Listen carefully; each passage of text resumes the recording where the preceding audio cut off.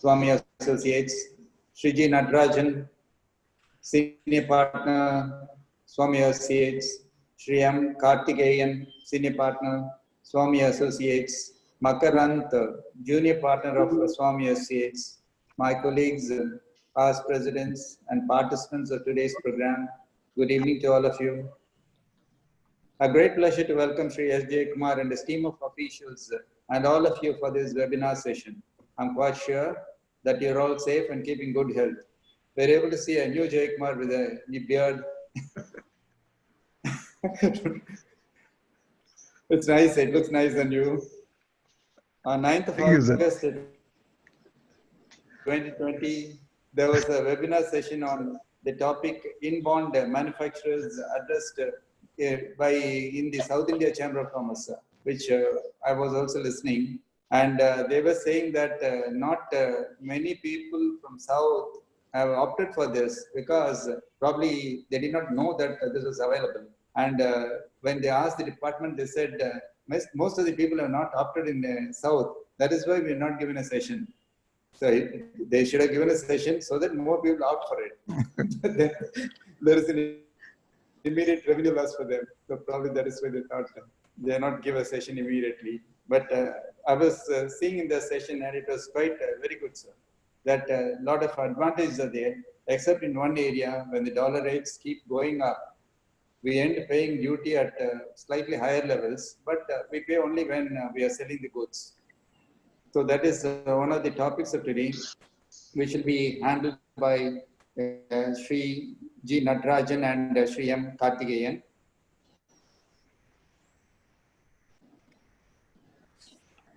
And as you all know that our Sri S. Jayakumar is always very keen in creating awareness amongst our members whenever there is any change, amendments, either it is on notifications or judgments which relates to the goods and services tax.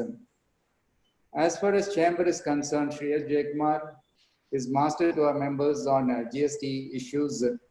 For this session, also he has readily agreed to meet our members on webinar and brief them on the inbound manufacturing and refund of unutilized ITC. As you're all aware, that there was a good court ruling which said that for inverted duty structure units, the duty credit for services also can be claimed as a refund. So that was a good judgment. And so a lot of companies in Coimbatore, especially manufacturers of pumps, will get large amounts as duty refund. So the senior officials, Sri G. Natarajan and M. Karthikeyan from Chennai and Sri Makarant from Hyderabad will join us stage by stage. These learned experts will elaborately talk to us on the above two issues mainly and other new judgments or issues that have come up recently. I request all the participants to feel free to raise any questions, doubts, queries, and get clarifications during interaction.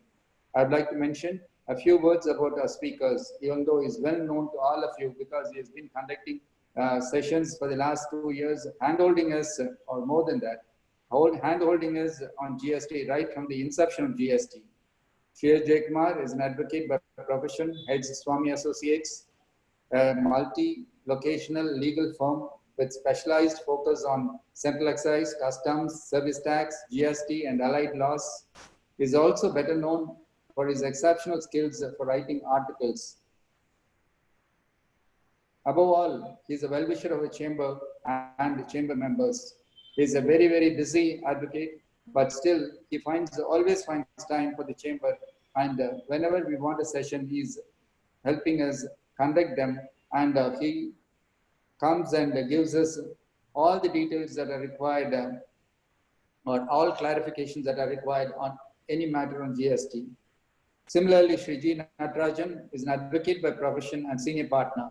He has a decade of experience in the Customs and Central Excise Department. He also appeared in various high courts and Supreme Court and in all the benches of CESTAT for more than 15 years. We welcome you, sir, G. Natarajan. Thank you for joining us today. Then we have Sri M. Karthikeyan, a senior partner of Swami Associates and specialized in customs, particularly for special economic zone. We welcome you, Sri M. Karthikeyan. Then we have the junior partner of Swami Associates from Hyderabad, Mr. Makarant. A hearty welcome to you, Mr. Makarant. I think this is the first meeting you are coming to us on Zoom for a chamber session. With these few words, I'm overwhelmed and I would like to welcome Sri S. Jayakumar for this session, and I request him to take over the session and give us valuable guidance on the matters of inbound customs warehouse and also the inverted duty structure claim to be made for refund of GST paid through our suppliers for materials and for services. May I request Sri Jayakumar please kindly take over. Thank you. Thank you, Mr. President. Before we commence the session, I have a 4-liner, Thanksgiving note to be read. Please allow me to read it. Respected President and his wonderful team, a revered audience for the evening. It's my immense pleasure and pride to present the seminar, of course, another knowledge sharing seminar endeavor, and probably could be the last one from us under the aegis of this wonderful incumbent Senate. I would call it as a Roman Senate. They have worked like this for the past 2 years, which should be soon withering the office after a glorious stint of 2 years of yeoman service. Honest to my words, we from Swami Associates stand truly honored for riding along this glorious and the golden chariot under the astute leadership of Mr. President, and we shall stand deeply indebted to you, sir, and to this august team for providing us all these opportunities over these 2 years to stay connected to my own folks and also serve my folks. With this Thanksgiving note, I commence the session. Today's session, I have to confess this. Whenever there is going to be a latest decision or a latest notification, immediately what I think is, I have to say this. I immediately think whether it will help our Coimbatore people. The first thought will come to me is this. And the second thing I will do is immediately call President and say that, sir, this has come. And the third immediate thing he will do is, when is the session? Like that spark only. This has been a routine for the past 2 years.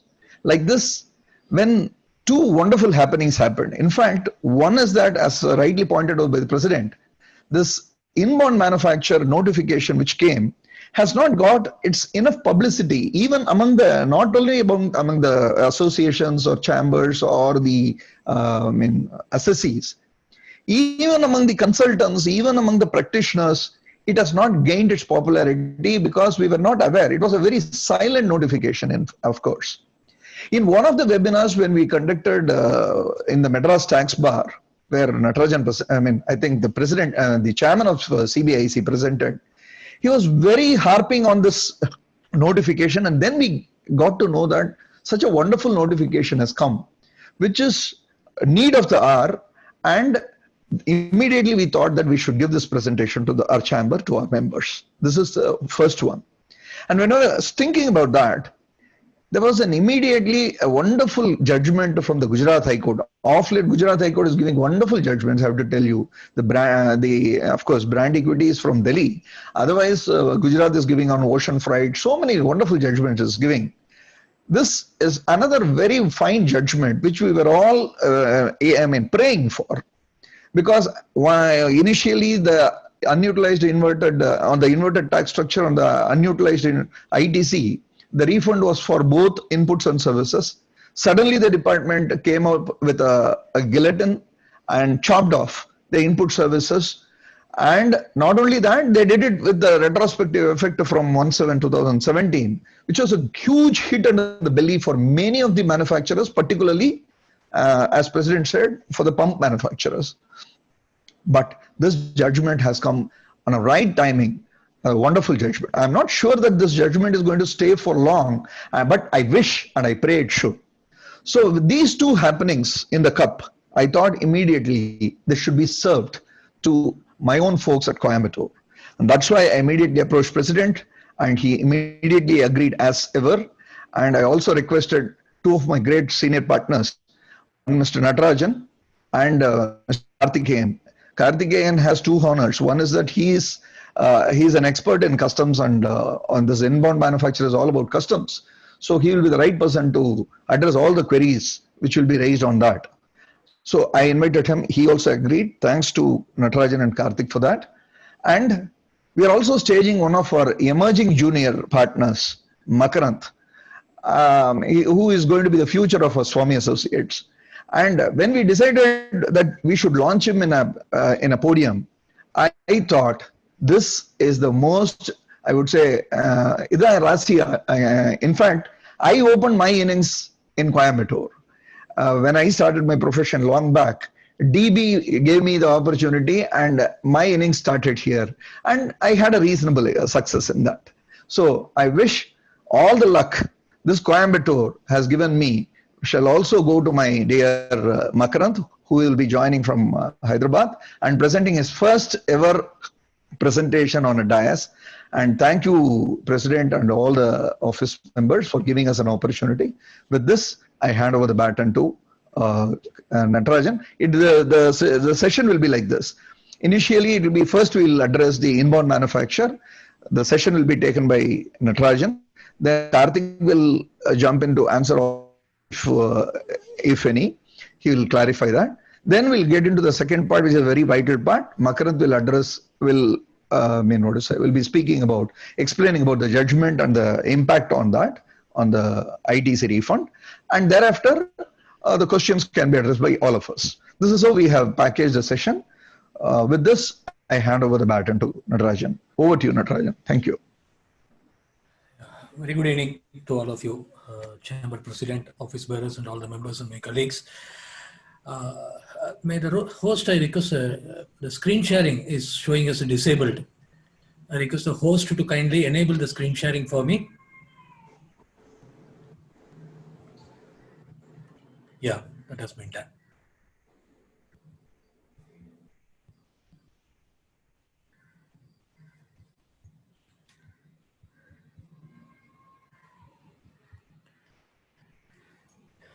Yeah, we'll get into that. See, this inbound manufacturing is really going to be a game changer, which has come with a lot of benefits. Most of us, we have not noticed. It has come somewhere in the month of September 2019.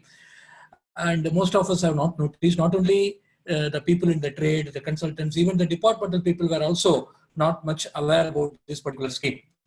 So, and suddenly, and then, as Jaykumar told, when the chairman of CBAC was addressing us a session in Chennai, he told about the scheme. Then we got curiosity, we got into that and realized this is really going to be of very big use for all the people who are depending upon imports for their operations, whether it is a manufacturing or a trading. Whoever is importing goods, definitely this will give a lot of benefits.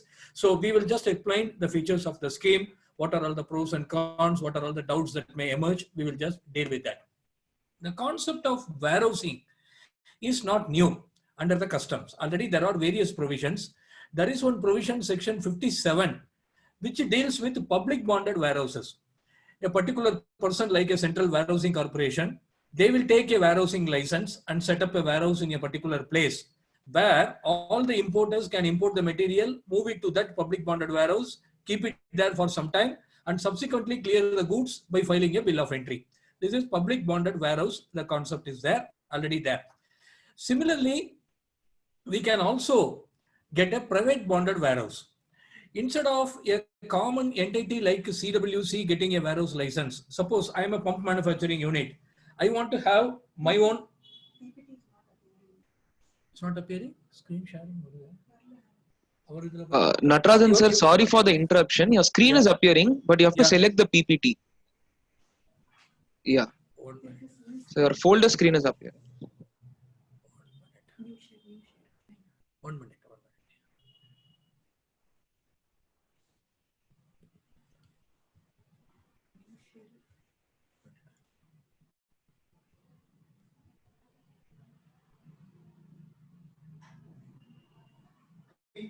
Yeah. Now it is coming? Yes, sir. Now it is fine. Yeah, now it's fine. Yeah. So we have the concept of public bonded warehouses set up by various people. And we also have a concept of private bonded warehouses where anybody can approach the customs department and get a warehouse license for their premises, bring the materials there without payment of customs duty, and subsequently clear them. So even though these facilities were available, there were a lot of restrictions, and it is very difficult to get a particular private bonded warehouse. The entire area has to be declared as a custom station, lot of controls and all that. So people were not much into getting a private bonded warehouse license. So even though the statutory provision was there. And one more section was there in the Customs Act, that is section 65. Once you have a private bonded warehouse license, you can also get permission to do some operations there. It is not only necessary you can bring the goods and clear them as such. You can do some manufacturing operations or other operations inside the warehouse by taking permission from the customs department. This section is also already available. Under that, there were a lot of rules like warehouse custody and handling, warehouse goods removal regulations like that, where our procedures were there. But one common thread under all these schemes is the presence of a bond officer. There will be a customs officer posted in the public bonded warehouse as well as in the private bonded warehouse. All the removals, receipt of goods, everything will be subjected to the strict physical control by the bond officer. Without his approval, without his prior permission, no goods can be removed either inside or outside these particular warehouses. So these are all the provisions which were already available. And this section 65, if we elaborate further, we can approach the commissioner and we can get a permission to do some operations, and there will be a warehousing period prescribed. How long we can keep the goods without payment of customs duty inside a warehouse, that is also prescribed under section 61. Whenever we clear the goods from that particular warehouse, we have to file a bill of entry which is called ex-bond bill of entry. Ex-bond bill of entry, and we have to pay the customs duty and then bring the material. So these are all the facilities which are available. So now what has happened? Section 58, that is the private bonded warehouse provisions under section 58, the manufacturing permission under section 65, both these things have been joined, and a lot of ingredients like ease of doing business, make in India, all those concepts have been put into that particular scheme. And finally, the result is the manufacturing or other operations warehousing regulations, MOOWR 2019, which has come into effect from 1st October 2019. So it is a result of section 58 plus section 65 and further a lot of procedural relaxations. So that is how we have got this MOOWR 2019. We can call it as inbound manufacturing. For the sake of simplicity, we will call it as an inbound manufacturing. Because I'm the host, even the admission also I have to be taken care. That is why I'm getting a little distracted. Okay, now who can apply for the permission for inbound manufacturing? Suppose if you are having already a private bonded warehouse license under section 58, now we can also apply for permission under section 65 to carry out various operations. And many people, they may not be already having any section 58 private bonded warehouse license and all. And now we can make a single application which will be both under section 58 as well as under section 65. A private bonded warehouse license under section 58 and a permission to carry out manufacturing operations under section 65. So effectively, all manufacturers, since we are addressing in Coimbatore, all the manufacturing units situated in Coimbatore, if they are dependent upon imported raw materials, they can apply for the private bonded warehouse license for their own factory premises. So it is not necessary that it has to be in any particular area. Even the existing premises, they can also be obtained the license. Or if you want to obtain for a new premises, you are already registered under GST for a particular premises. These operations you want to carry out in a different premises, no problem. That additional premises should be included as an additional base of business under GST, and you can apply for section 58 and section 68 permission for the new premises. No restriction on the premises. Any premises you can apply for a license, even including the existing factory premises. And the most important part of it is that person, whoever wants the particular license, they need not be doing any export. It is not necessary that they should be engaged in export. They may be 100% unit which is clearing only in domestic area. Even then, they are eligible to apply and get this particular license under the inbound manufacturing concept. There is no export obligation attached to this. A manufacturer or even a trader who is doing trading activity, importing and trading, or a manufacturing unit which is importing their raw materials, all people are eligible to apply under this particular scheme and get a license. Now, what are all the benefits we can expect under this particular scheme? So whenever we import any inputs, that is the raw material, we can bring the raw materials from the customs port or airport, wherever we have imported, from there to our premises. Once we get a license under section 58 and 65 under this scheme for our own factory premises or our own godown premises, we can bring the imported goods without paying any customs duty, and we can store all these goods in our premises. So the payment of customs duty is postponed. It is deferred. So when we are liable to pay the customs duty, we will come to that later. So the immediate benefit is from the customs station, without the payment of customs duty includes basic customs duty, IGST, whatever cesses are there, all those duties need not be paid. We can bring the goods to our own premises, for which we have got license under the new provisions. And after bringing the goods here, if we are going to export the goods as such, or after converting the raw material into a final product, if we are going to export the resultant product, then we need not pay the customs duty on the imported goods at all. Suppose if we are an exporter, 100% we are exporting, either as such export or after manufacturing, the final product is exported by us. Then we can bring the imported goods without payment of customs duty. We need not pay any customs duty on the imported goods, and the final product can be exported directly from our premises. So we are saving on the customs duty payable on the input. So this particular benefit is already available under EOU scheme, the SEZ, various other schemes are also there. But this schemes comes with lot of other additional benefits. So if we are exporting either the imported goods as such, or after converting the imported inputs into a final product, if the final product is exported, we need not pay any import duty on the imported items. So this is about the inputs. We can also import the capital goods. The machinery is required for our manufacturing purposes. That also can be imported. Without payment of customs duty, we can bring it to our premises and we can keep it in our premises, use it in our manufacturing operations. When we are liable to pay the customs duty on the capital goods, only when the capital goods are subsequently cleared. We may import a machinery, we'll be using it for 10 years. After 10 years, we may be disposing of the particular capital goods. It might have become obsolete, not usable. At that time only, we are liable to pay customs duty on the original capital goods imported. You have to note that we have to pay the original duty. Whatever is the original value, that has to be adopted. And what will be the rate of duty and what will be the conversion rate, we will come to that little later. So this is basically a duty deferment scheme. This is not an exemption scheme.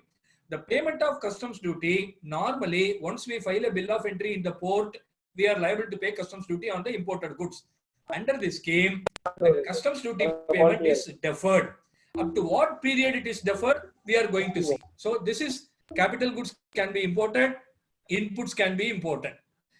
Now, no need to pay any interest. So there is a concept of warehousing period. How long we can keep the imported goods without paying the customs duty? That is called the warehousing period. So till that warehousing period, we are not liable to pay any interest on the customs duties on the imported goods. No interest liability till the permitted warehousing period. How much is the warehousing period? We will see it little later. So the payment of customs duty is postponed to a future date and we get lot of liquidity.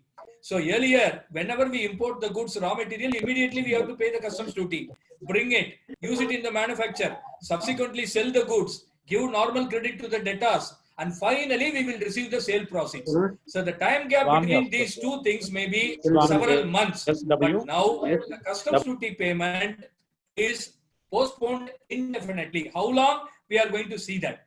And another important benefit of this particular scheme is the bond officer will not be a customs appointed bond officer. We have to nominate one of our own executive, our own employee, who has got knowledge on these customs provisions as the bond officer. So there will be no physical supervision by the customs officer. Audits will be there, preventive visits will be there whenever it is required. But the day-to-day control is not under the physical control of the customs bond officer. Our own officer, our own executive has to be appointed as a bond officer who will be responsible for all the movement of the goods. Now, there is, during the course of carrying out the manufacturing operations, some waste may also arise. Suppose we are, let us assume, we are importing raw material A, B, and C, and finally we are manufacturing a final product D. We may use 100 kg of raw material, but we may not get the same output. There will be some waste and scrap also.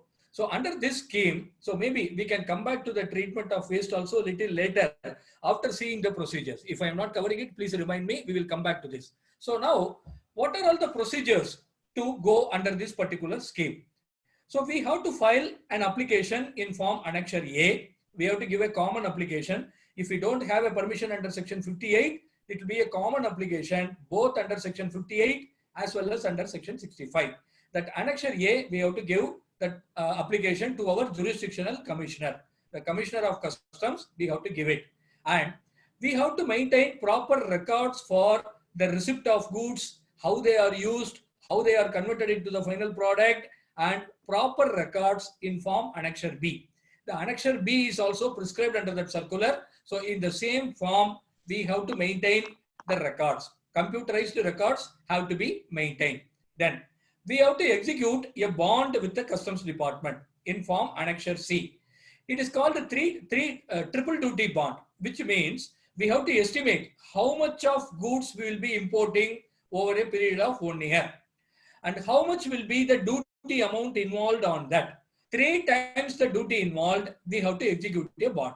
So we have to estimate how much we will be importing and how much will be the customs duty component on our imports, and 3 times that particular duty amount we have to execute a bond, and we may have to give some security also, a solvency certificate from the bank, a bank guarantee. For that, a lot of instructions are already available. The bank guarantee will not be equal to the duty amount. Some nominal bank guarantee has to be given depending upon the track record of that particular importer. And then if the resultant goods are exported, we are importing raw material, converted into a final product, and the final product is exported. So what we have to do, as usual, we have to file a shipping bill. We have to raise a GST invoice. So that export can be 2 options, either under LUT without payment of GST, or by taking ITC of local inputs on payment of tax also, it can be exported. So the usual options are available. We have to prepare a shipping bill as well as a GST invoice. And once the raw material is converted into a final product and the entire final product is exported, so that will be correlated. The bill of entry will be correlated with the shipping bill, and we know we don't have to pay any customs duty on the imported raw material. Suppose we imported 1000 kg of raw material, converted it into a final product, and the final product is exported in full. Then whatever is the customs duty payable on the raw material, it need not be paid at all. So we have to prove all the inputs imported under the particular bill of entry have been converted into final product, and all the final products are exported. Once that is correlated, the import duty on the imported materials need not be paid at all.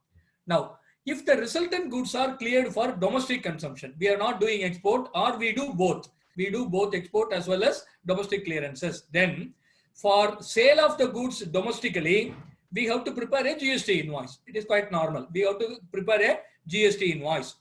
At that point of time, that is whenever the final products are cleared from our premises, at that time, we have to file an ex-bond bill of entry for the inputs contained in the final product. Let us say 1000 kg imported, converted into a final product. Final product is also 100 kg. Let us presume that there is no waste. So we have imported in the month of January. We have brought it to our warehousing premises. We have not paid any customs duty on the imported raw material. We have used it in the manufacture. We are keeping it in our warehouse for some time. We are not able to find a buyer. Maybe after 7 months, after 8 months, a buyer comes forward to buy this particular final product. At that time only, we are supposed to pay the customs duty on the imported goods. We might have imported a lot of raw material. A particular, let us say for example, pump. A pump may require hundreds of raw material. There may be domestic raw material, there may be imported raw material, and we are concerned only with the imported raw material. So when one pump is cleared from the warehouse premises, that is our factory premises, we have to identify how much of imported raw materials are contained in that particular pump. How we will do it? We should have a standard input-output ratio.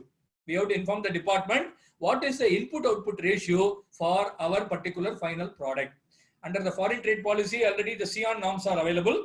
Based on that, we have to declare the input-output ratio. Based on that, whenever we are clearing the final product, say 1 unit of final product, we have to identify how much of raw material has gone into the manufacture of that particular final product and find out how much customs duty is liable to be paid on the import. That has to be paid. So we are getting a time to pay the customs duty on the import of raw material. Instead of paying it at the time of import, without paying the customs duty, we can bring it to our factory premises, keep it there, use it in the manufacture, and keep the manufactured final product in stock. And finally, when the final product is cleared from the factory premises, at that time only, we are liable to pay the customs duty on the imported goods. So this is the major benefit under this particular scheme, where the duty deferment is given till the final product is cleared. Then, apart from the imported goods, we may also procure lot of goods locally also. All my raw materials need not be imported. So no restrictions on that. We can always procure domestic raw material on payment of GST if it is GST attracting product, or if it is an exempted product, that also can be brought into our factory premises. No restrictions on that. So domestic goods also can be brought inside the warehousing premises. And similarly, imported goods can also be cleared for domestic consumption. And similarly, similar to domestic procurement, once you are opting under this particular scheme, it is not necessary that you have to do all the imports only under this scheme. Suppose there are some minor components where matching it with the final product is a little difficult. You can always bring it on payment of customs duty without opting for this particular scheme. It is your option. One bill of entry where there are major raw material, you will opt for the benefit of the scheme. And for some bill of entry where the raw materials are very meager, or they are in the nature of consumables where the input-output ratio and all will be difficult, you can always pay the customs duty and the port and bring it. No restrictions on that. And not only a manufacturer, a pure trader can also operate under these provisions. That facility was already available under Section 58. It is nothing new. So a pure trader can also import the goods for trading purposes without paying customs duty, keep it in the warehousing premises, and subsequently trade the commodity. And at that time, he can pay the customs duty also. So there are some time restrictions as far as trading is concerned. As far as manufacturer is concerned, he has got a huge time limit. Whenever he is selling the final product, sometimes you are not able to sell the final product because of the COVID situation. It takes some 6 months, 1 year, 2 years, no problem. The customs duty on the imported raw material is payable only when the final product is cleared. But as far as trading is concerned, there are certain restrictions. We will come to that. And if some of the inputs are exempted, that also can be brought inside the warehouse. There are no restrictions. Exempted inputs can also be brought in. And earlier, under the old provisions, for every movement of the goods, once you are removing it from the customs port to your warehouse, and your warehouse to another warehouse, and your warehouse to a job worker's premises, and from job worker's premises back to your place, and your premises to customer premises, and your premises to the port, if it is going to be exported, everything will be subject to prior approval of the bond officer earlier. Now that is not required. It is all only an intimation, and all removals are self-removals. So we have to maintain proper records. At the same time, once it is, see, you have to understand, customs is going to repose a lot of faith on the assessees now. See, we know how much of fraudulent activities can happen under customs, how much of smuggling can happen. So despite all those that, the government has come out with this bold step, and they are reposing a great faith on the importers. So without payment of customs duty, the goods are allowed to be cleared to our own premises. So definitely it is our responsibility to maintain proper records to the satisfaction of the customs department that all the customs duty which was not paid originally has subsequently been either paid, or if we are an exporter, we have to correlate it properly. So the responsibility will be on us. So we have to be very, very careful in maintenance of records. And as I said, we have to inform the department about our input-output ratio. So see, inputs may not be one. So theoretically, we can say my input is A, I process it and it becomes B. But practically, for example, if you take an automobile manufacturer or automobile component manufacturer, there will be thousands of components, and we have to declare the input-output norms to the department. So once we clear one unit of, let us take an example of Coimbatore unit, a Pricol we will take. One particular final product, a dashboard equipment, when it is cleared, there may be some thousands or hundreds and hundreds of raw material involved on that.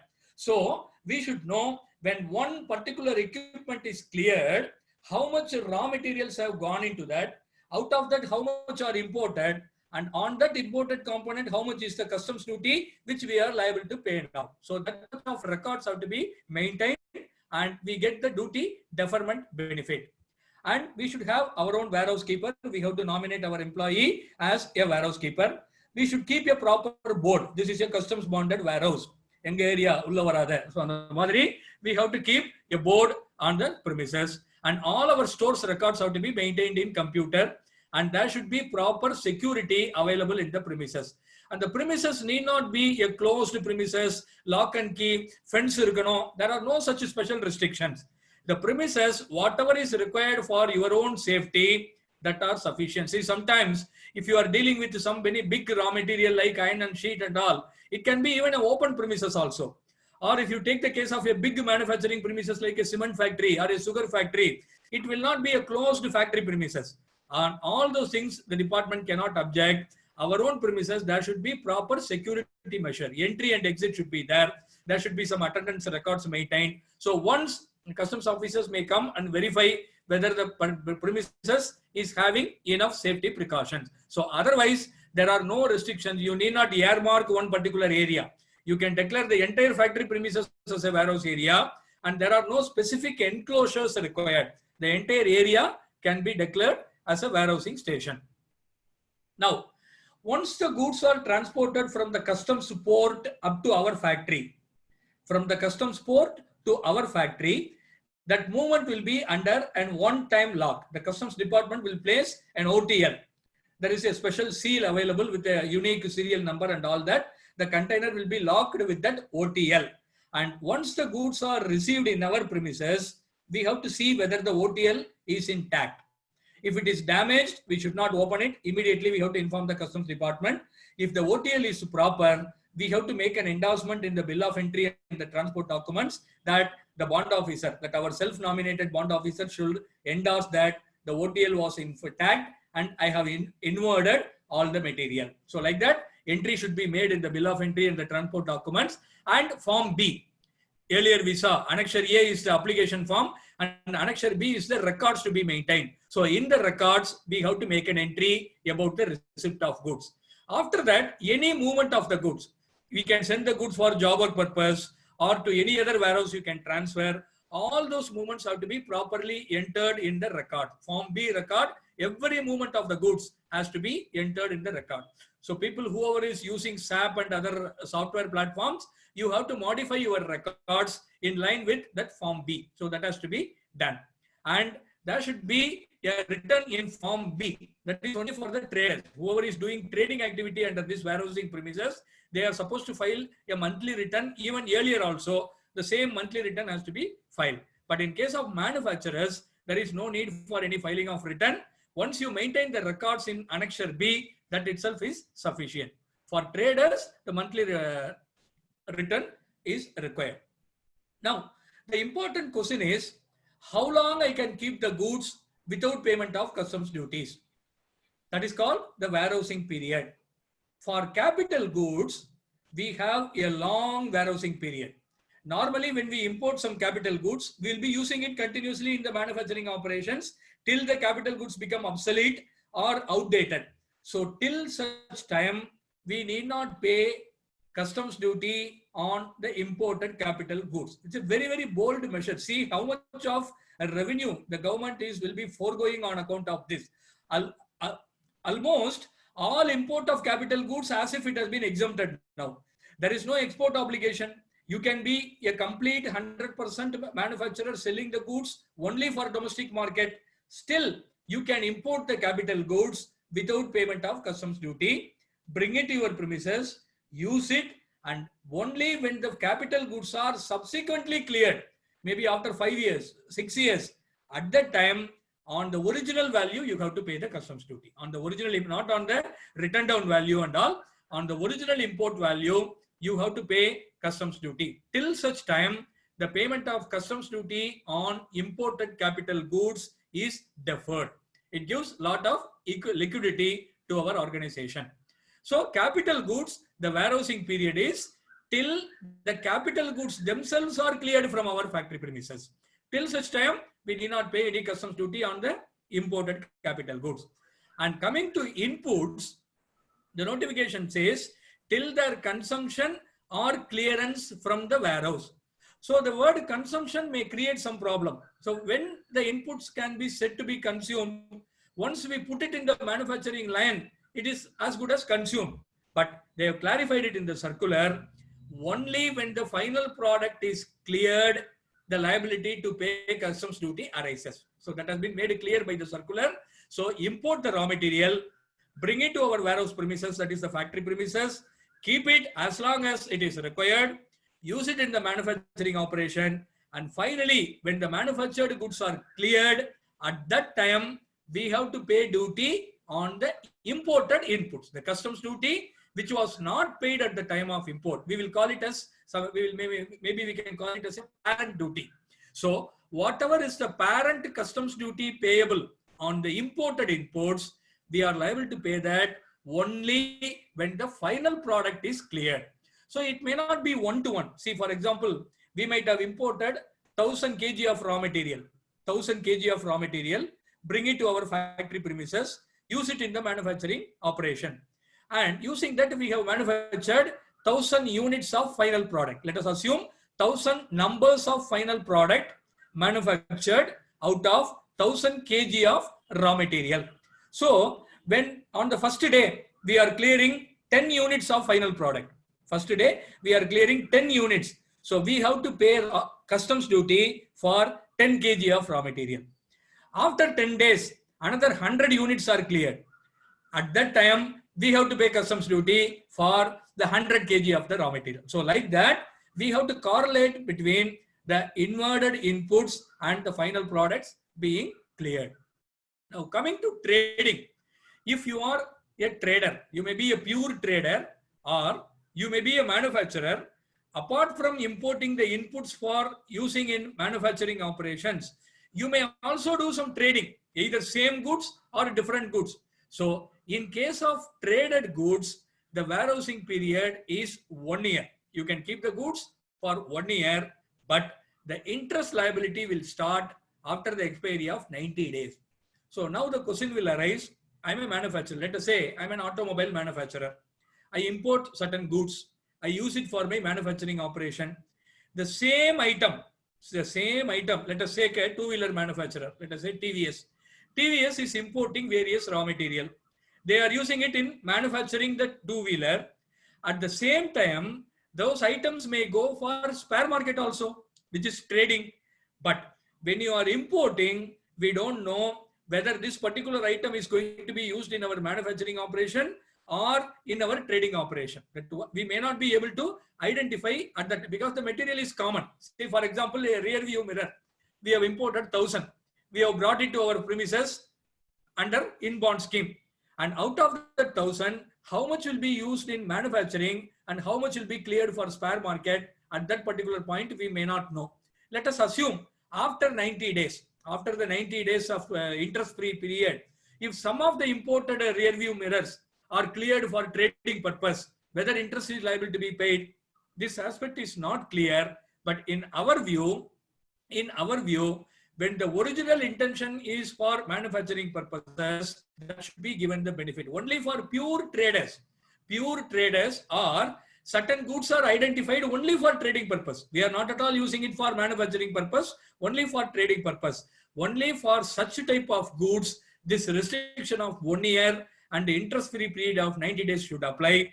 And in all other cases where it is in the nature of raw material, even though subsequently you are selling the raw material as such, that restriction should not apply. This is one gray area which the board has to clarify very soon. But in our view, if it is a pure traded item, it is not at all used in our manufacturing operation, then the warehousing period will be 1 year and the interest will be waived only for 90 days. Otherwise, if it is a raw material which is capable of being used in our manufacturing operation, even though you are trading it, a part of it, then the warehousing period will be till the final product is cleared or till the time when you are clearing it for the trading purpose. That should be the position which needs a little more clarity. Now, at that time, whenever we are clearing the goods subsequently, we have to file a bill of entry. That is called ex-bond bill of entry, and all customs duty payable on the original imported item. If it is raw material, raw material. If it is capital goods, capital goods. That should be paid at that particular point of time. If you are paying it immediately, no further interest. And if you are further delaying the payment of customs duty, for that subsequent period, interest will be liable to be paid. Not for the warehousing period. Beyond the warehousing period, interest will be liable to be paid. Now, there are certain questions. The first one, which I have already told, the same inputs used in manufacture as well as trading. What should be the warehousing period? So in my view, that whatever is the normal warehousing period applicable for the inputs, that is till they are cleared, either as a final product or inputs as such, till such time, there should not be any requirement for paying the customs duty. But if it is a pure trader or the goods are imported specifically for trading purpose, then the warehousing period will be 1 year and the interest will be waived only for the first 90 days. And there is a power to waive that interest also. The traders, the interest-free period is only 90 days, but the board or the commissioner, if you approach in a special case, it can be waived also. So what are those special cases and all? There are certain precedents and all, which if required, maybe my colleague Karthik will address on that. So otherwise, for the inputs, there are no restrictions on the warehousing period. For trading, 3 months without interest and 1 year, it can remain in. Now, when the final products are cleared for home consumption, now at this point of time, I will go back for the waste also. So waste, there are two types of treatment. I will go to the previous slide. Just a second.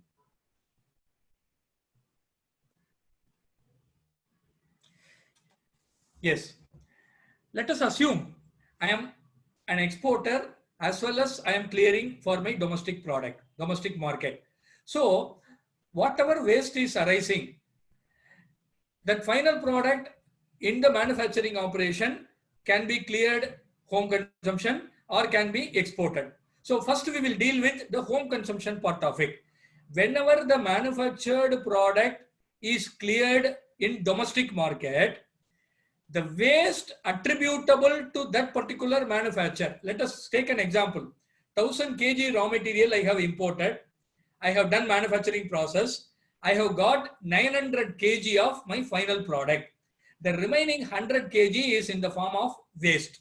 Remaining 100 kg. Sometimes there may be some invisible waste also. We will come to that later. So 100 kg is waste and 900 kg is the final product. So when I am clearing the final product, I have to pay GST on the final product. No doubt on that. If this waste is also cleared in the domestic market, there may be some buyers for the waste also. So whenever the waste is sold, at that particular point of time, I have to pay applicable GST on the waste also. The waste also may attract GST. I have to pay appropriate GST. if that waste is destroyed, at this point, I have my doubt. Even though I have put, if the waste is destroyed, no need to pay GST. That facility is available only for export, not for the Karthik. Am I right? Karthik, you are online? Yeah.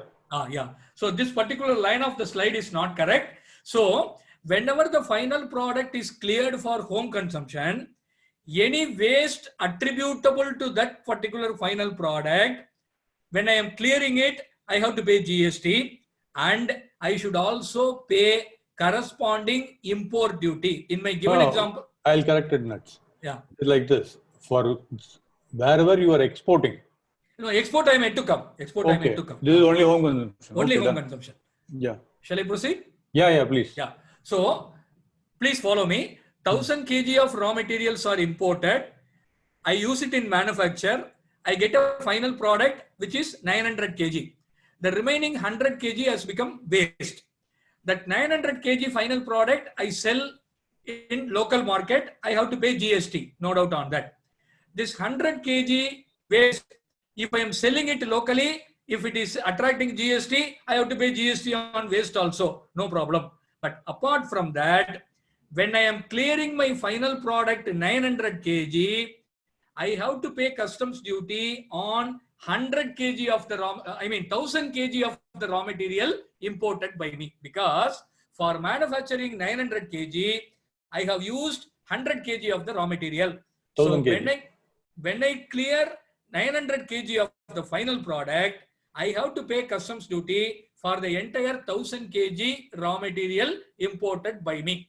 That raw material I may be able to sell, or I may have to destroy, whatever it is, I have to pay customs duty for 1000 kg of raw material when I am clearing 900 kg of my final product. Is that clear, Karthik? Yes. Okay. Yeah. Okay. Now, if the final product is exported, instead of clearing the final product in domestic market, if I am exporting the final product, then same example, 1000 kg I have imported, used it in manufacture, final product is 900 kg and the 100 kg is waste. So once I export the final product, the entire final product 900 kg, then I need not pay any customs duty on the imported raw material. To the extent of that 900 kg raw material, I need not pay any customs duty. Hope it is clear. Raw material import 1000 kg, manufactured 900 kg is the final product, 100 kg is waste. Once the 900 kg final product is exported, I don't have to pay any customs duty for equivalent raw material. 900 kg raw material, I need not pay. Now, what will happen to the 100 kg waste? If the waste is destroyed by me, if the waste is useless, I have to destroy it, or it is an invisible waste, then I need not pay any customs duty for the 100 kg waste also. So effectively, once that 100 kg waste is destroyed or invisible, I will not pay any customs duty on the entire 1000 kg imported by me if the final product is exported. Now, suppose if that waste is cleared by me locally, final product I am exporting, no problem. The waste is cleared by me locally, 100 kg waste, I am able to sell it locally. Then I need not pay the parent customs duty by applying the rate of duty applicable for the inputs, by applying the value of the inputs, whatever duty I should have paid at the time of import, I need not pay. This is a concession. What the law says, waste would have been in a different form. It may get classified in a different heading. It will fetch only a smaller value. So I have to pay the customs duty as if I am importing the waste. I hope that you get the point. When I import the raw material 1000 kg, the price will be higher. I have not paid any customs duty. Brought it to my premises. Manufactured 900 kg of final product. Exported that final product. No problem. This 100 kg waste destroyed. No problem. I don't have to pay any customs duty on the 1000 kg imported. I am exporting the waste also. No problem. I don't have to pay any customs duty on the imported raw material. But if I am selling that 100 kg of waste in domestic market, I need not pay customs duty on the raw material attributable to that particular waste at the rate of raw material and the value of the raw material. No, it will be deemed that I have imported 100 kg waste. So what is the classification for the waste? What is the value for the waste? We have to determine as per the customs law, and I have to pay. So here also there will be a saving. So this will be applicable only if the final product is exported.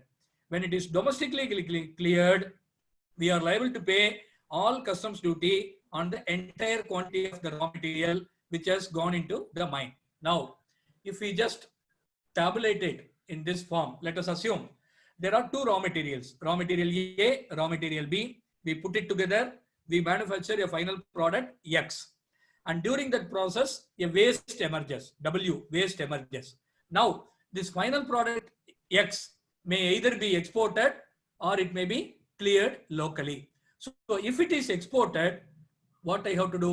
No import duty on A and B. If the final product X is exported, I don't have to pay any customs duty on the raw materials imported A and B. Then what about the waste? If the waste is destroyed after exporting the final product X, if the waste is destroyed, I don't have to pay any import duty on the inputs attributable to the waste. There is no need. I don't have to pay any customs duty if the waste is destroyed. If the waste is cleared locally, then I have to pay GST on the waste. That's a supply. I have to pay GST on that. Plus, I have to treat as if I have imported waste. And what is the classification for the waste? What is the value for the waste? Based on that, I don't have to pay customs duty on A and B attributable to for the waste. I need not identify how much raw material has become waste. It should be treated as if I am importing the waste. I have to pay customs duty on the waste applicable for the waste classification and the waste rate of duty. This is if the final product is exported.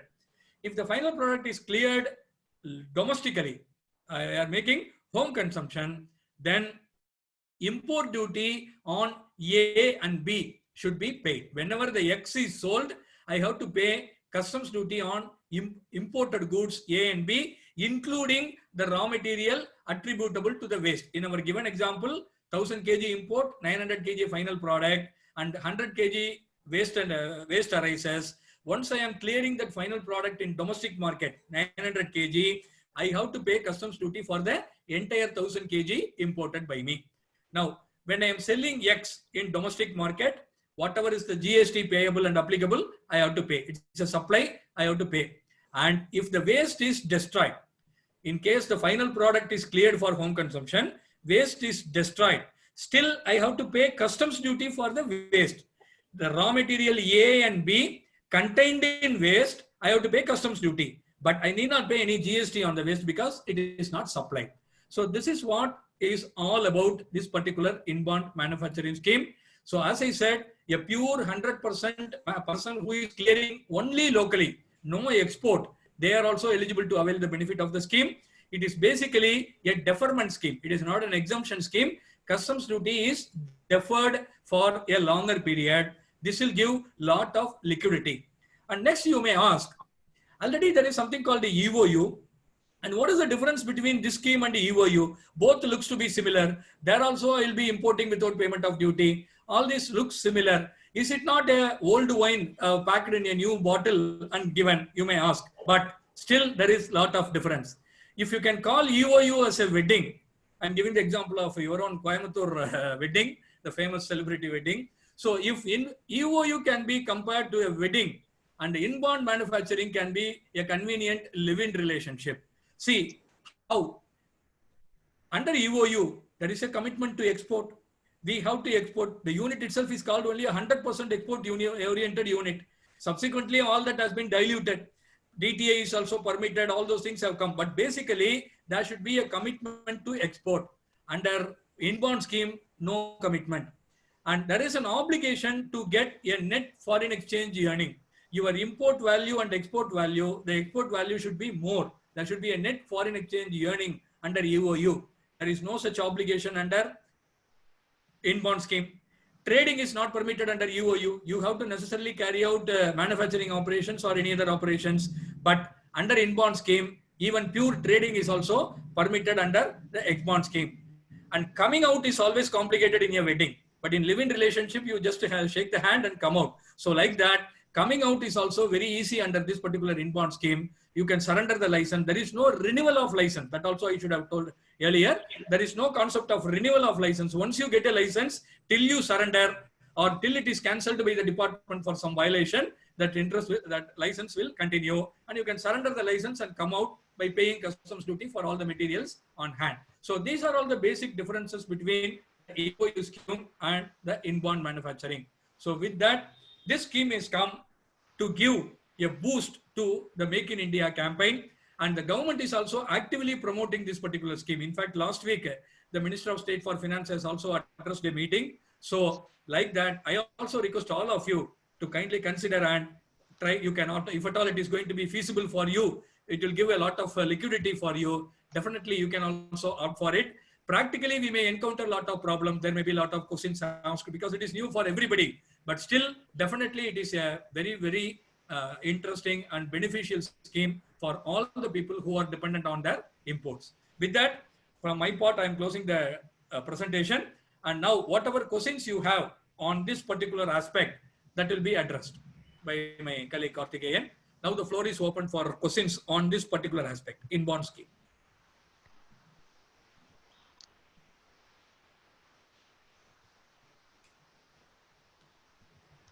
Thank you, sir. Thank you, Mr. Natarajan, for the excellent presentation. The slides were beautiful, and we were all, we could understand totally what is happening.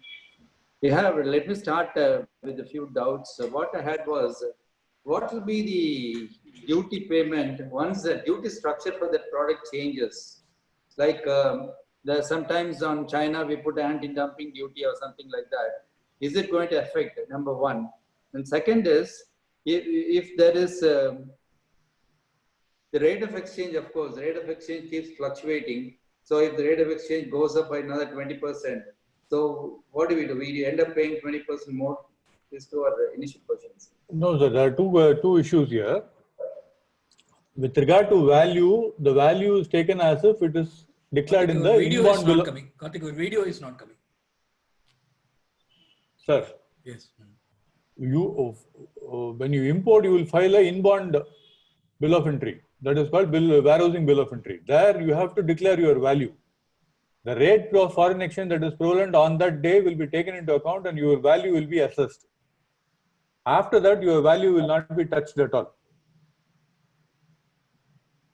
The rate of customs duty will be the one that is prevailing on the date of filing ex-bond bill of entry.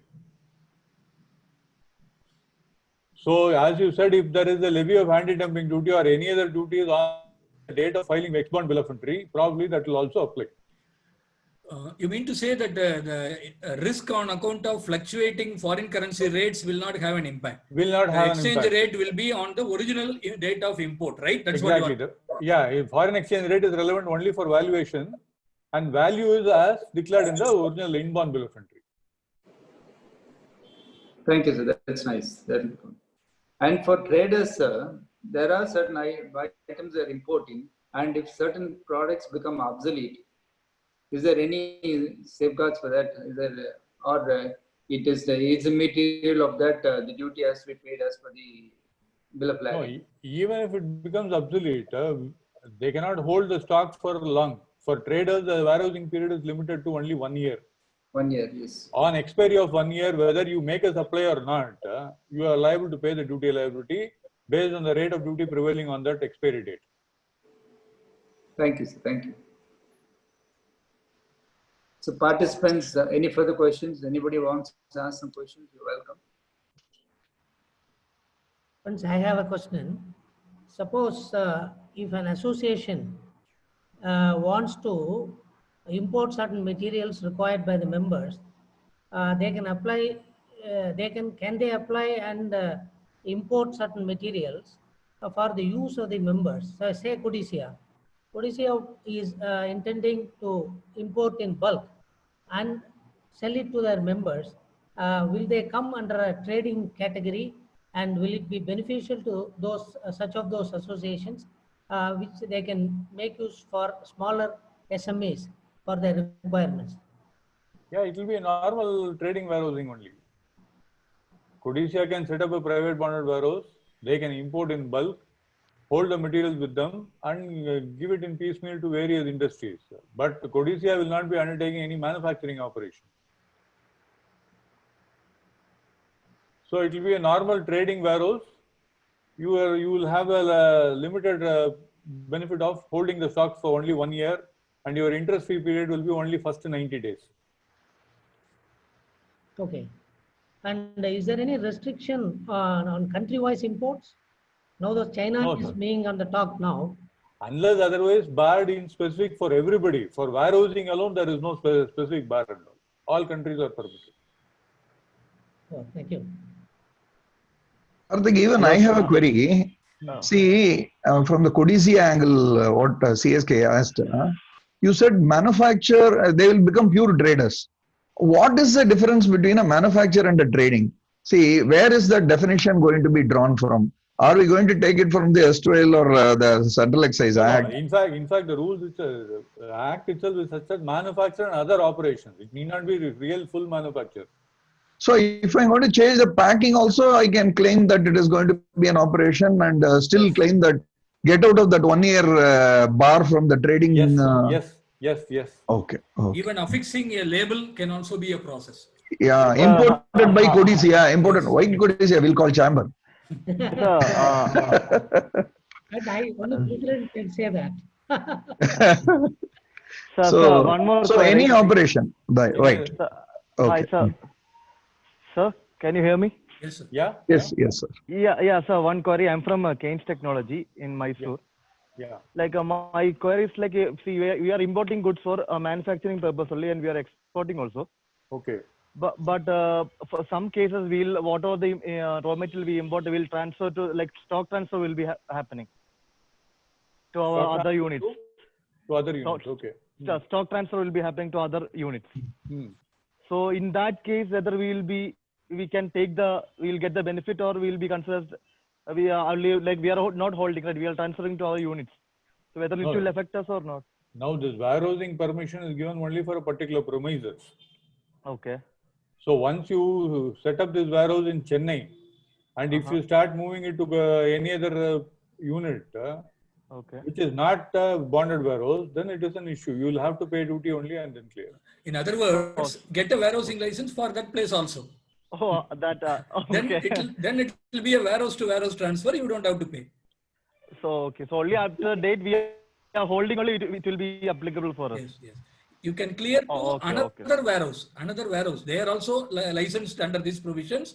Then it can be cleared without payment of duty further.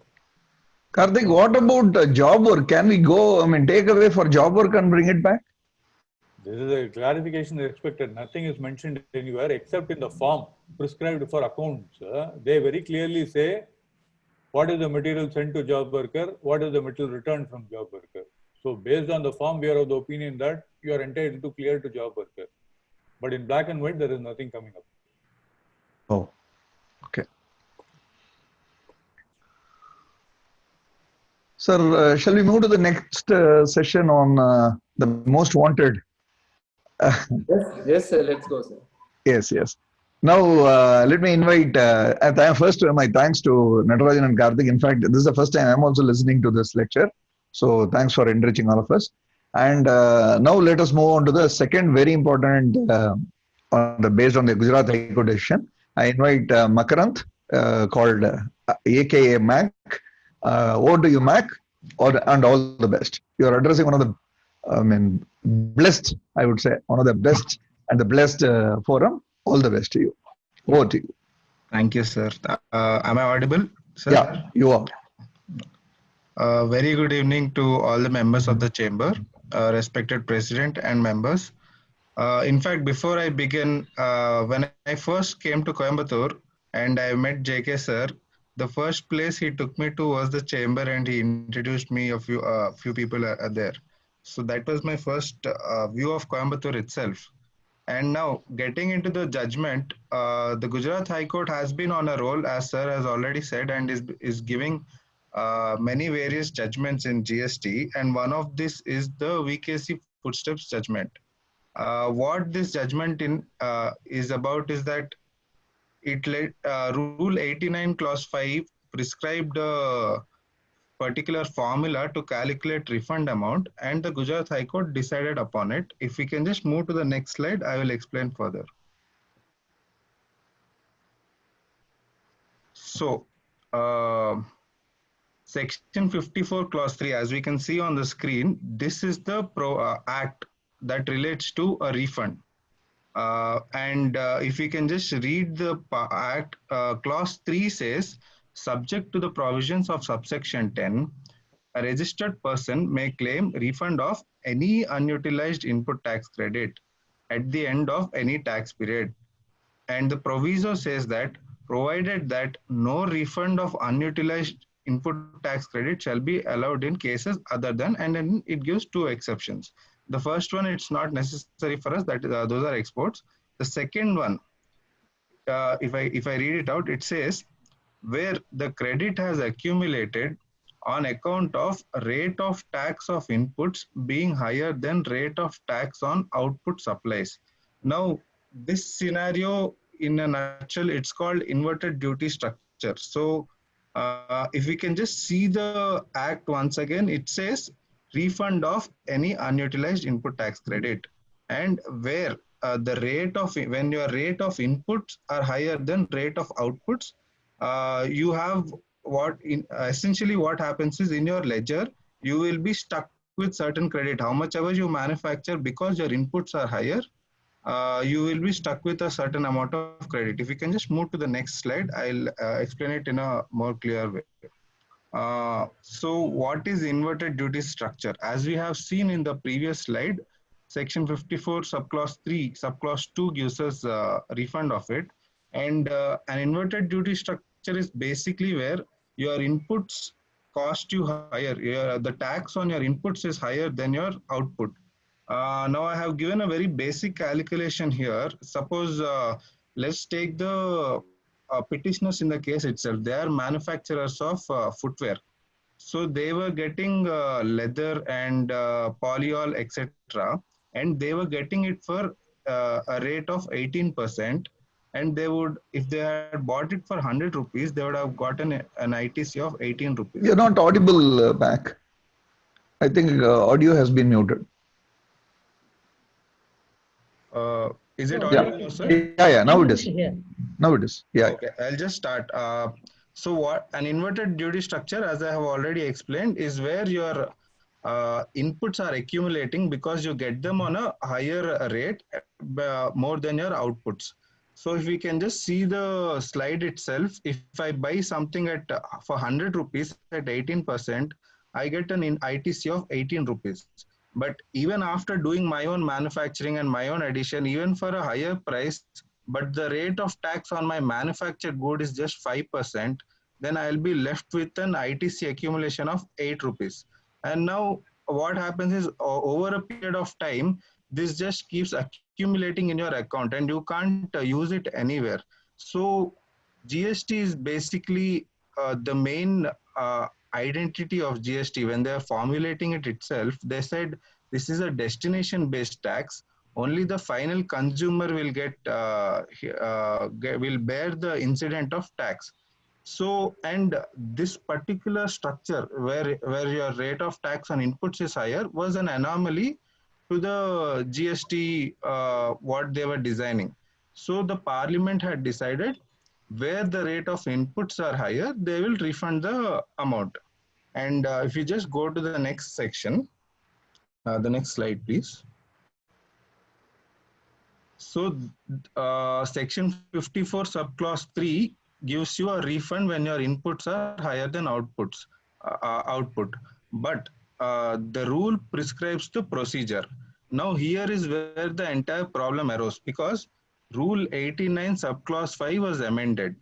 If we can just see the formula, originally it said where you have an inverted duty structure, your ITC shall be refunded as per the following formula. And they said the maximum refund amount you can get is when you take your total turnover of inverted rate of supply and multiply it with your net inverted input tax credit, and you divide it by your adjusted total turnover. Here they have explained the term net ITC, and they said that net ITC means the same explanation as subrule 4. And that explanation said, it's highlighted in bold, it's originally, this is the pre-amendment period. So they said net ITC includes credit on both inputs and input services. But what happened after the amendment, if we just go to the next slide, I will show.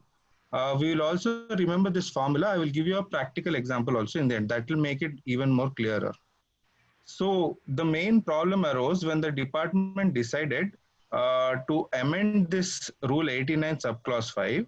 And the first amendment came in form of notification number 21 on 18th April 2018. And they said the definition of net input tax, if you remember from the previous slide, it included inputs and input services. But currently, they just removed the input services part and they just said inputs net ITC only means inputs during the relevant period.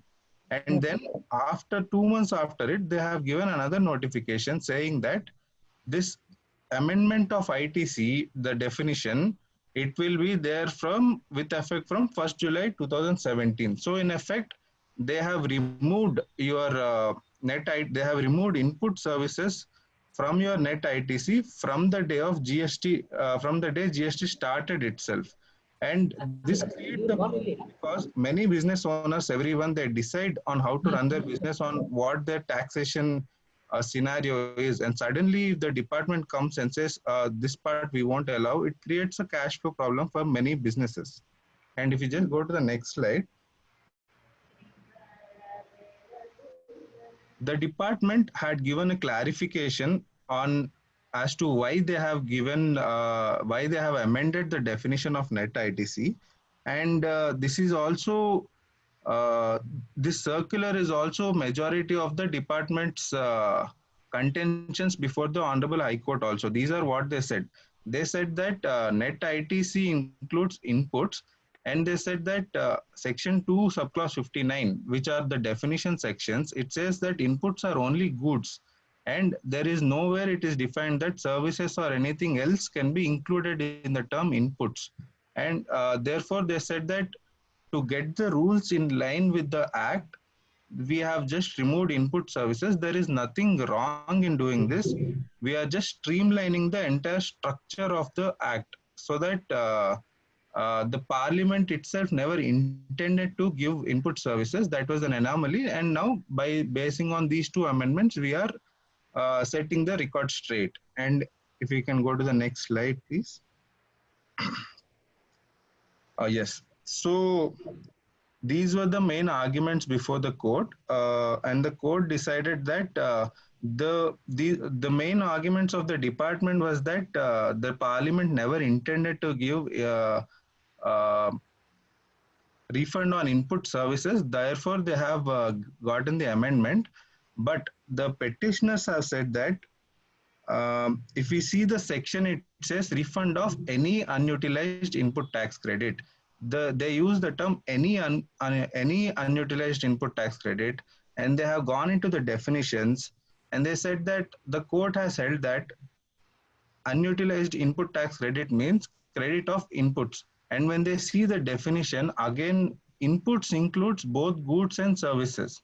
So when the definition itself includes both goods and services, you cannot make a rule that is against the act itself, because the main contention or the main finding of the court is your rules that you have used your delegated legislation and the rules you frame, they cannot go against the act itself. Your rules have to be subservient to the act.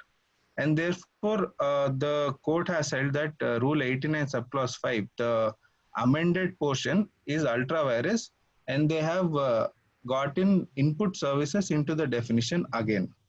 And these were the main, this is the main decision of the court.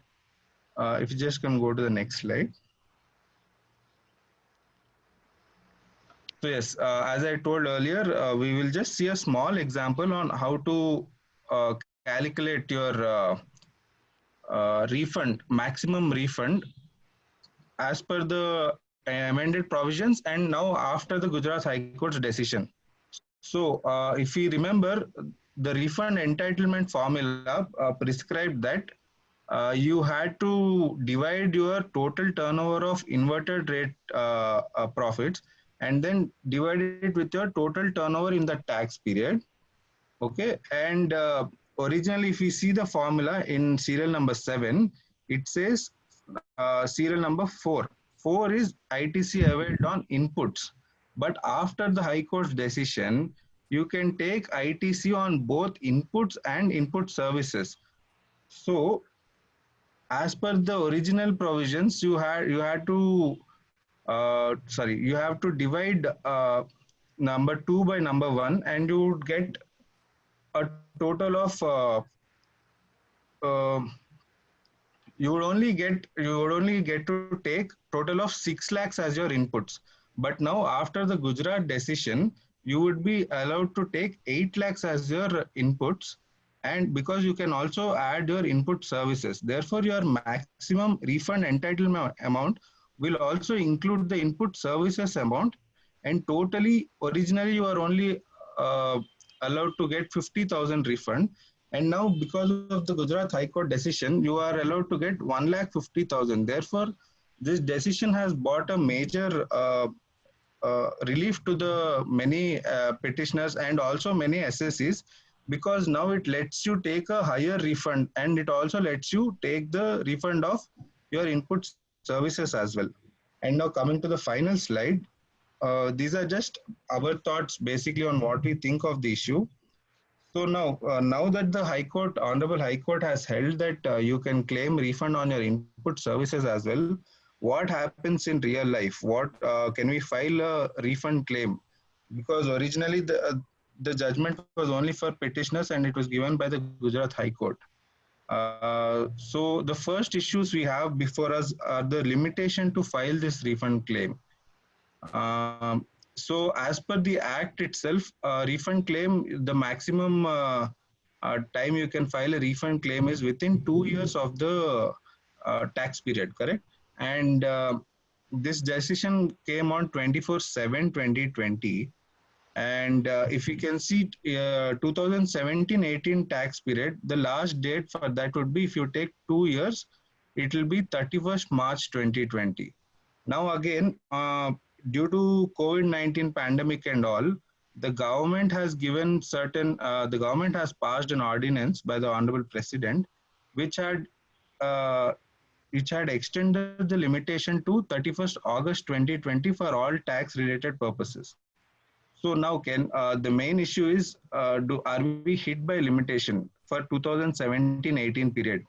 That is, since it has only given till 31st March, can I file a refund claim for 17-18 period? Yes, we can, because there is an ordinance and that allows us, the last date now becomes end of this month, that is 31/8/2020, we can file a refund claim. And second issue is in cases where you have already gone for a refund claim of input services and it is pending before the department. And let's just say the order in original has already been passed. Should we go before the Commissioner Appeals, or do we prefer a writ before the Honorable High Courts of particular jurisdictions? In this case, the best advice would be to go on a case-to-case basis, because now that the decision has come and it has come in the favor of SSCs, we can always bring it to the attention of the department and tell them that input services should also be included in in such cases. However, one issue might be that many department or many people might say this is not finalized, this is still pending, the law is only settled by the High Court, etc. But we have to realize what happened here is the Gujarat High Court has amended CGST rules, and CGST is applicable for the entire country. If the High Court had said, has given a decision on SGST, it would have been only applicable for Gujarat itself. But now the Honorable Court has amended the law for the entire country. And the next issue would be supplementary claims. So if I have already, for say for 18-19, I have already filed my refund applications, and I have not included, following the law, I have not included the input services in them. And can I file now with the judgment that says you can file for your input services also? Can I file a supplementary claim? That is also not given in anywhere in law, but that has also not been prohibited per se by law. Of course, the portal will only allow for you to file a single refund claim for a tax period, but nothing stops a taxpayer from filing a manual refund claim and getting it, submitting it in the department. There is no law that stops us from filing another claim for the same period. And we can always show this judgment and say that for that period we have not included input services, but now by law we are entitled to refund of that as well. And now, before I finish my presentation, the final issue would be whether this particular issue is momentary or perpetual. What I mean by this is this issue is still pending before the High Court, like the Supreme Court, and the department will go on appeal. Suppose like brand equities, if it gets a stay, we have a very short period of time. Whether Supreme Court decides in favor of SSEs as per Gujarat High Court, or it overturns the decision, we still have a short amount of time before the decision is appealed by the department. So, and this is a no loss situation, because if refund claim gets rejected, it just gets rejected. You don't have any penalties upon you. So there is nothing to lose in this situation. Therefore, it is advisable for everyone to file refund claims for your input services as well. And now if anybody has any questions, I would like to take them. Thank you so much for this opportunity to the chamber. Thank you, Mac. We'll go to the floor. Yes, sir. Any issues or any questions on this? We'll definitely take it. In fact, So, can I tell my view about this? yes, sir. Yes, sir. Yes, sir. So my view is this can never be overturned by Supreme Court, because as far as Section 54(3) says input tax credit, the rule cannot override the law. There are several decisions of Supreme Court and any other law, other direct taxes and other laws. Therefore, unless the government amends that 54(3) to restrict to input on goods alone, they can never reject, and this has become final. And according to me, the Supreme Court decisions have already said that rule cannot override the law. Therefore, they have to amend the law. For amending the law in this COVID time, they have to even go to the council, or I don't know what is the procedure. But unless they amend the law, this has become a final, according to my view of this. And of course, any petition can be done before 31st August. Even it need not be a complete claim. It can be a claim for the sake of a claim, so that the claimant may have an opportunity to amend it, correct it later. So that the claim has already been made before 31st March. True, sir. I fully agree with you. I fully agree with you. And yeah, that is the proposition. That is law. A rule can never, a subservient rule can never overrule an act, which is example in this case. And yes, sir, I endorse your views.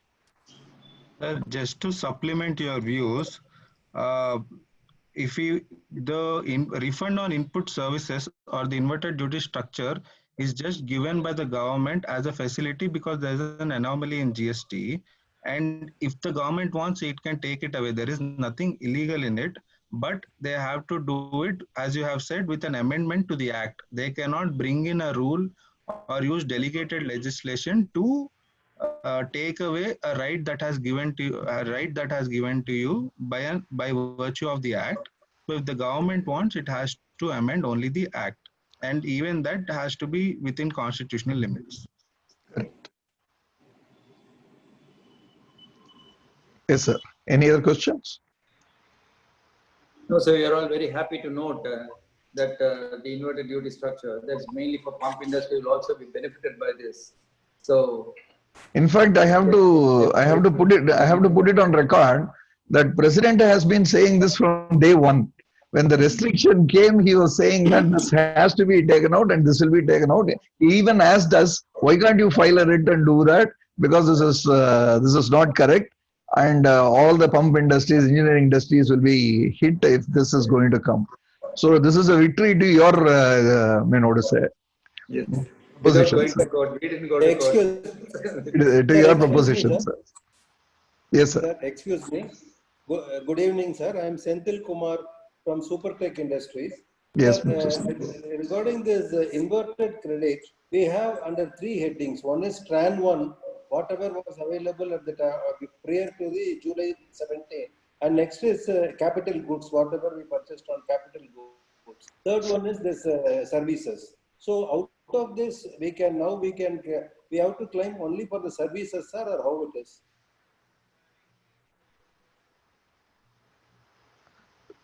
Shall I explain? Yes, sir. No, once again, I'll amplify his question. Is your question that, sir, that by this Gujarat High Court judgment, whether your holding credit on capital goods will also get inside, can we include that also for the calculation? Is that your question? Yeah, yes, sir. Yes, sir. Okay. Now over to you, Natarajan. We have discussed that. He will come back to you. Yeah, coming to the transitional credit, the credit earned under the old law, which has been carried forward, that cannot be considered in this particular formula, because let us assume you are filing inverted refund for the month of July. You have to take into account the credit availed in July. The credit availed in July. The transitional credit has already been availed. You are only carrying it forward. So your first part of your question, can we include the transitional credit also? That may not be possible. That is the first part.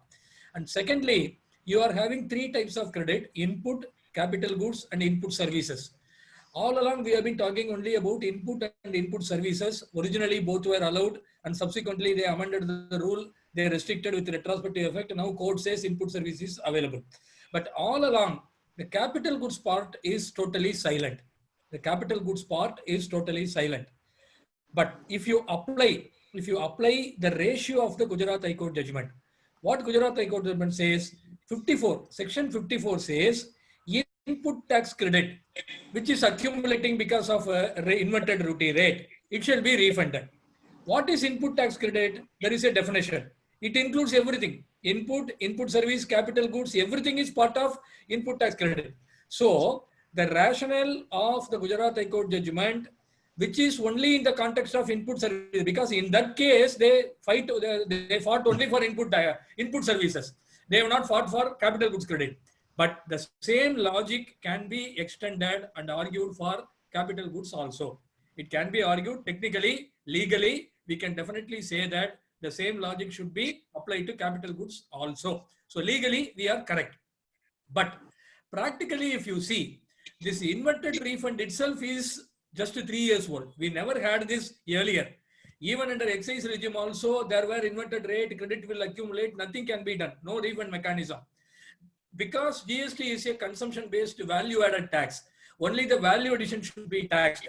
So wherever there is an accumulation, the value addition concept is not working out properly because of an inverted duty, government wanted to give something.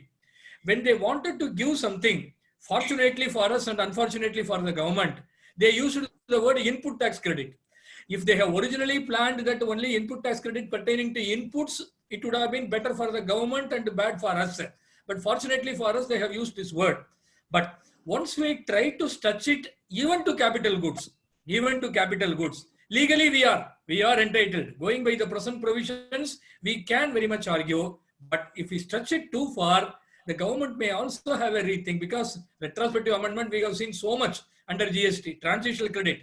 The government is hell-bent on not giving transitional credit. So many courts, so many judgments throughout the country, they are giving. You give it, open it. If you are not able to open it, enable 3B. Let them take it on their own. Like that, thousands of judgments have come. But still the government don't want to give. They are bringing retrospective amendment. So if we are stretching it even for capital goods, the government will become more and more, they will act against the interest trying to block it. So, but technically and legally, even capital goods also, similar argument can be taken. Okay. Thank you, sir. Thank you very much, sir. Sir, Natarajan sir, but one thing is, when government introduced, hello? Yes, sir. Yes, sir. Yes, sir. We are listening. Introduced GST, they said it is a seamless credit. Whatever credit you're getting, you have to pass on to the consumer. So that is the clear thinking of the government. So once that is the thinking, every credit that an industrialist should be passed on to the consumer. So what we are not able to pass on to the consumer, we should get a refund. Yeah. So with See, one logic, we should work around this. Definitely, One. sir. That Second is, once there is a percentage has been made, now you said the formula is there for getting a refund. Once you put on the formula, our input on only the products and services will be more than what refund we are getting. So that means what will be happen to the difference in value, which has been passed on to me and which I am unable to pass on to the end consumer. So where does it go? Who bears this cost? Sir, ideally, as you said, I am fully with you on the principles. Once the GST is there, that is the ultimate aim. There should be a seamless credit, and it is only a value addition which is taxed. It's a consumption-based tax. Everything is pakka. But there is always a gap between what is the theory and what is the practice. See, what is happening is, let us say, I will give another example. Education has to be given to all the students. It's a fundamental right of the students. That is the theory. But in practice, still there are various bottlenecks and all that. So maybe whatever you are wishing, it may happen maybe in another 10 years or another 15 years. There is a way to do it. We have to reach that level. So if that is the principle, why they are having 17.5 in the GST Act? There should be no blocked credit. Construction credit is not allowed. Rent-a-cab credit not allowed. Catering credit not allowed. Insurance not allowed. These are all against the principle of GST. So like that, it will take some more time for the government to reach at that particular level. So till such time, we may have to bear with it. Ultimately, the idea should be, see, for example, you are incurring 1,000 rupees for a rent-a-cab, where there is some 50 rupees GST. And government is saying, I will not give you the credit. Will anybody spend 1,050 rupees only to get 50 rupees credit? Definitely not. So I have to engage a vehicle. I have to engage a vehicle for my business purpose. I have to spend 1,000 rupees. So there is a tax 50. So anything which is spent, anything which is, whether it is necessary, whether it is luxury or it is essential, no question should be asked. If I am spending, credit should be given. That is the ultimate goal. We have to reach it. We need to keep on fighting for it, sir. Yes, definitely. The association you should give us so that we'll keep on representing the government. That Definitely, is what definitely. it should be. And if government's intention is, I do not want to give credit. Like in builders, they said you charge this differential duty, a smaller percentage, on which no credit will be given, and it will not be passed on to the consumer. Like that, let them just say in one or two places this duty is not passed on.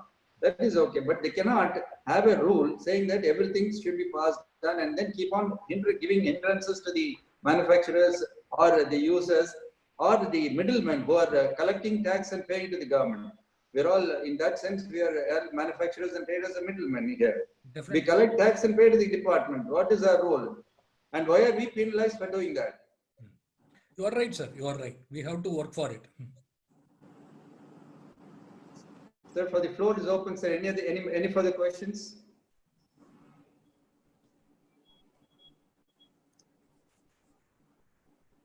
Sendil, you are happy with the answer? You need any clarifications?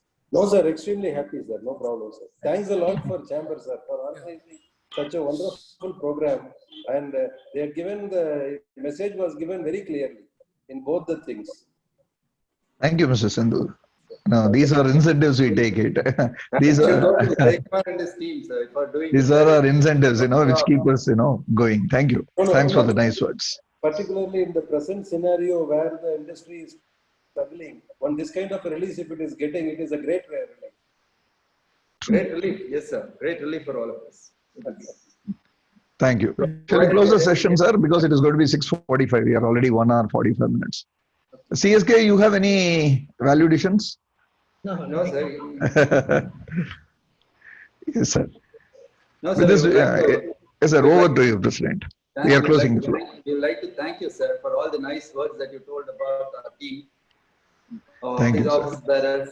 But the royal credit goes to your team, who has been doing a tremendous job in hand-holding all the members on GST. We are really we thank you very much from the bottom of heart for all the Thank you, sir. services that you have rendered to us. Now, I would like to our CSK Prabhu to give a vote of thanks. Thank you, sir. Thank you, President. Of course, I have a value addition. Today, I have to take a clue from the President, my President, because he is my President, and I could see a Virat Kohli before me and another Rahul Dravid behind. Now, You are who CSK. is Virat Kohli? You are CSK, sir, after all, Chennai Super Kings. Virat Kohli is known for his alertness and fitness, and definitely the country head Jai Kumar is totally alert and fit on GST and other legal matters. And of course, he is ably supported by the wall, the Rahul Dravid, who is Natarajan, who is behind him, and convincing Natarajan will be much difficult than Jai Kumar or any department. It will be very difficult to convince Natarajan. And of course, the third junior, this thing, Makarand, the name itself suggests that he is the essence of the GST and the essence of Swami Associates. And we are really fortunate to have all the partners in a seminar like this, so that we are able to get the intellectual, the strength of all the partners. In fact, we are very lucky to have such a team to support the chamber and its members. And I also thank the two topics which are really ease of doing business for the government, which has to be properly projected. So far has not been projected, and certainly it's an ease of doing business, and the SMEs can certainly avail the benefit, and their working capital will be certainly will be supported by the government. Actually, in fact, our president has wrote to the government to in view of the COVID, he wants all the government depots to give more credit for supply of goods and the payment of goods. In fact, in a different way, this has been achieved by the government. We really thank Swami Associates, Mr. Jayakumar, Natarajan, Makarand, Mr. Karthik, Meenakshi Sundaram. So many partners were here, and we thank each one of you for having come and given us, shared your experience. Thank you very much. And I also thank all the members who have participated in this meeting. I thank one and all. Thank you. Thank you, sir. So we Thank you, wish sir. all of you a happy Independence Day, sir. I wish you all a very, very happy Independence Day. Thank you, sir. Thank you. It has been a pleasure always, and it's a pleasure today also. Thank you, sir. Welcome. Jai Hind. Bye. Thank you, sir. Jai Hind.